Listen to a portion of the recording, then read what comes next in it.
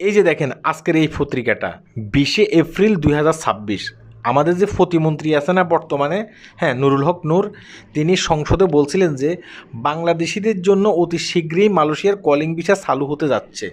অর্থাৎ মালয়েশিয়ার calling visa কিন্তু এখনও চালু হয়নি। কথা কি বুঝতে পারছেন? অতি শীঘ্রই চালু হতে যাচ্ছে তিনি বলতেছেন। কথাগুলো একটু মন দিয়ে শুনবেন। কেন কথাগুলো বলতেছি? আমাদের দেশের প্রতিমন্ত্রীই জানে না যে মালয়েশিয়ার কলিং ভিসা কিন্তু চালু হয়ে গেছে। হ্যাঁ, মানে আমাদের দেশের মন্ত্রী মিনিস্টার কেউ জানে না, কিন্তু আমাদের দেশের দালালেরা ঠিকই জানে যে মালয়েশিয়ার কলিং ভিসা চালু হয়ে গেছে। তারা কিন্তু ইতিমধ্যে বাংলাদেশের বিভিন্ন গ্রাম অঞ্চলে, হ্যাঁ, মানে ঘুরে তারা কি করতেছে, অনেকেরই বলতেছে যে মালয়েশিয়ার কলিং ভিসা চালু হয়ে গেছে, আপনি যদি মালয়েশিয়াতে যেতে চান তাহলে 50,000 টাকা জমা দেন এবং কি পাসপোর্ট জমা দেন। অনেকে কিন্তু মানে এই টাকাগুলো জমা দিয়ে দিচ্ছে, এদের কথাগুলো শুনে অলরেডি।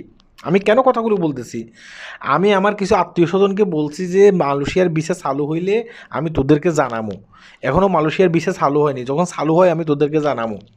তারা আমাকে ফোন করে রীতিমতো ব্যস্ত রাখতেছে। তারা আমাকে বলতেছে যে ভাই আপনি বলতেছেন যে মালয়েশিয়ার ভিসা চালু হচ্ছে না, কিন্তু অনেকেই দেখলাম যে মালয়েশিয়ার জন্য টাকা জমা নিচ্ছে, তারপর পাসপোর্ট জমা নিচ্ছে, কলিং নাকি চালু হয়ে গেছে। অনেকেই এই কথাগুলো বলতেছে। তাদেরকে কোনোভাবেই বোঝানো যাচ্ছে না যে মালয়েশিয়ার কলিং ভিসা চালু হয়নি। তারা মনে করতেছে যে আমি তাদের সাথে মিশা কথা বলতেছি তাদেরকে না আনার জন্য। তারা মনে করতেছে যে এগুলো, কিন্তু তারা আমার কথা শুনতেছে না। তারা শুনতেছে কার কথা? দালালদের কথা। কারণ দালালেরা এমনভাবে মোটিফাই করে কথাগুলোকে, এমনভাবে মানে আপনাকে এমনভাবে বর্ণনা দেবে মনে হয় যে দালালেরা কয়েকশো বছর এসে মালয়েশিয়াতে থেকে গেছে, তাদের বাপ চাচাদের ফ্যাক্টরি আছে মালয়েশিয়াতে। এমনভাবে কথা বলবে, আপনি যাইয়ারে 5 স্টার হোটেলে কাজ করতে পারবেন, আপনি যাইয়ারে অমুক জায়গায় কাজ করতে পারবেন, আপনি মানে ফার্ম অয়েল বাগানের ম্যানেজার হয়ে যাবেন। এমনভাবে তাদেরকে বুঝায়। কথা কি বুঝতে পারছেন? ঠিক ওইভাবে তো আমরা বুঝাইতে পারি না, কারণ দালালিদের ব্যবসাই হচ্ছে এইটা। প্রতিটা দেশে দালালেরা এভাবে লোক ফাটায়, হ্যাঁ, আর লোক ফাটানোর সময় দেখা গেছে কি লাখ লাখ টাকা ইনকাম করে, তাদের কাজটাই হচ্ছে এটা।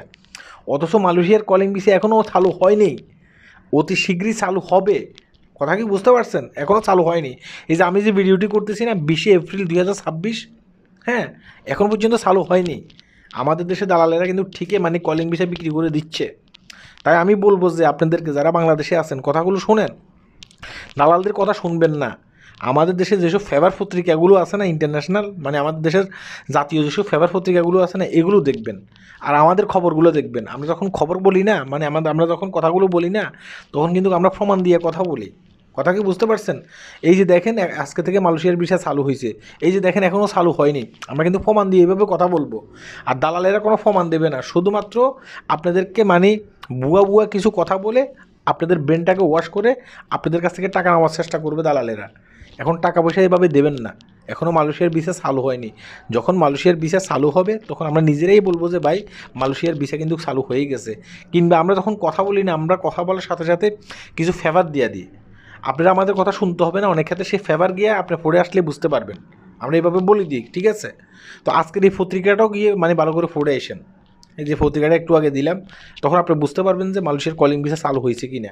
এখনও চালু হয়নি, কিন্তু বিভিন্ন এজেন্সি কী করতেছে, রীতিমতো তাদের ফেসবুক পেজে এসে দিয়ে যাচ্ছে, এটা কী বলে, ভিডিও আপলোড করে যাচ্ছে, আমরা বই জমা নিচ্ছি, কলিং চালু হয়ে যাচ্ছে, অমুক জায়গায় আপনি যেতে পারবেন, এটা করতে পারবেন, সেটা করতে পারবেন, অনেক ধরনের মানে তারা বিতি কৃষ্ণা কিন্তু মানে বলে যাচ্ছে।